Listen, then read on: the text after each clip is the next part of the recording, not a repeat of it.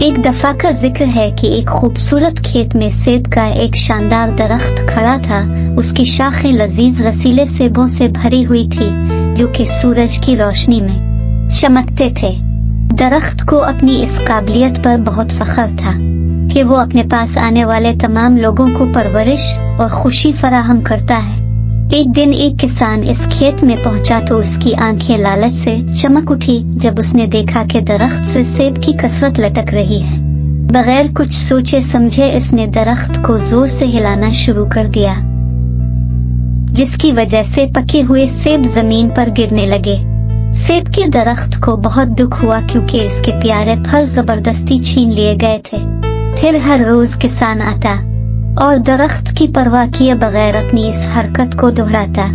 وقت گزرنے کے ساتھ ساتھ درخت کمزور ہوتا گیا، اس کی شاخیں اپنی چمک کھونے لگی اور اس کے پتے ٹوٹنے لگے۔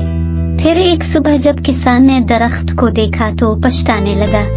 اسے احساس ہوا کہ اس نے اپنی خود غرضی کی وجہ سے درخت کو کیا نقصان پہنچایا ہے۔ اپنی غلطی کو سدھارنے کے لیے وہ درخت کے پاس پہنچا اور اس کی جڑوں کو پانی دینا شروع کر دیا۔ اس نے درخت کی تکلیف کو محسوس کرتے ہوئے اس سے معافی مانگی۔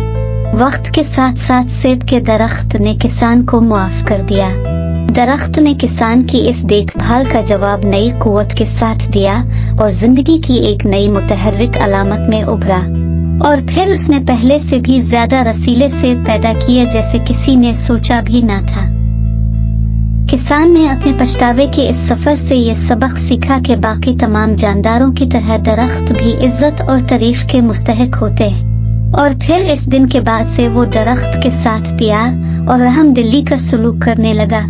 اس کہانی سے ہمیں یہ سبق ملا کہ درخت اور پھول پودے بھی جاندار ہوتے ہیں اور ہمیں ان کے ساتھ نرمی اور رحم دلی سے پیش آنا چاہیے۔